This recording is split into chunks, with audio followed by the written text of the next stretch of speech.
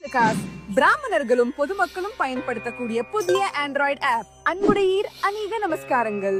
அர்ச்சகாஸ் Android app விரைவில் வரவிருக்கிறது. இந்த ஆப்பில் இணைந்து உங்கள் ஆன்மீக சேவைகளை பதிவு செய்து புதிய வாய்ப்புகளை பெறுங்கள்.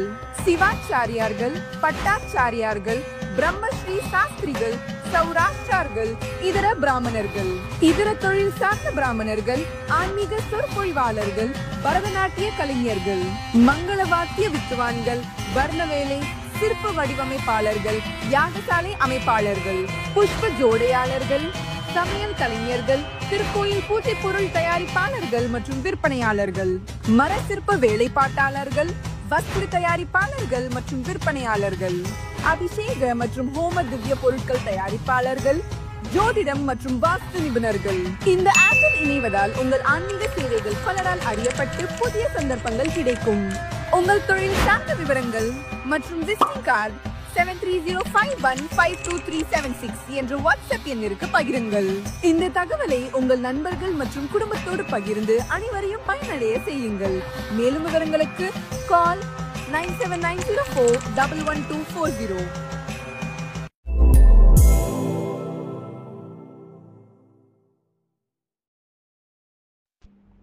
வணக்கம் நண்பர்களே. தலையில் குட்டிக் கொள்வதின் பற்றிய விளக்கம். விநாயகர் காக்கை வடிவம் கொண்டு அகஸ்தியரின் கமண்டலத்தில் இருந்த நீரை கவிழ்த்து காவிரி நதி பெருக்கெடுத்து ஓடுமாறு செய்தார்.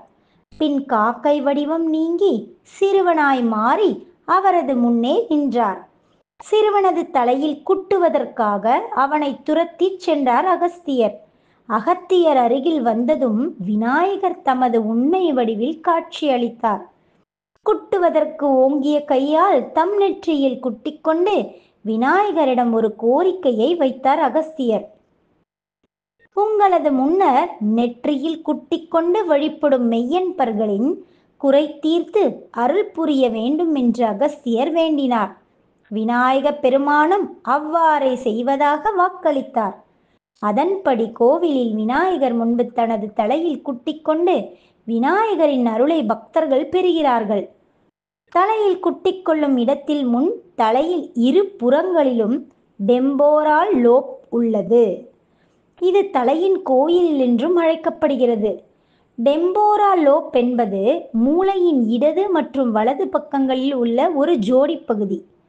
காதுகளுக்கும் அருகில் உள்ள மண்டை ஓட்டின் உள்ளே இருக்கும் இந்த பகுதிகள் உணர்ச்சிகளை நிர்வகித்தல், புலன்களில் இருந்து தகவல்களை செயலாக்குதல், நினைவுகளை சேமித்து மீட்டெடுத்து மற்றும் மொழியை புரிந்து கொள்வதில் பெரும் பங்கு வகிக்கின்றன.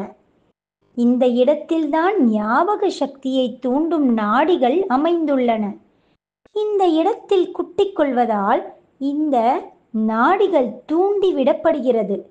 இதனால் உடம்பில் சுறுசுறுப்பும் உள்ள எழுச்சியும் உண்டாகிறது. இதனை மனதில் கொண்டு முன்காலத்தில் ஆசிரியர்கள் மாணவர்களின் முன் தலையில் குட்டி தண்டனை கொடுத்தார்கள். இந்த விநாயகர் இருக்கும் இடம் குன்றக்குடி, குடைவரை கோவில், சிவகங்கை மாவட்டம். அடுத்த பதிவு ஆனேகுடே விநாயக கோவிலின் பற்றிய விளக்கம்.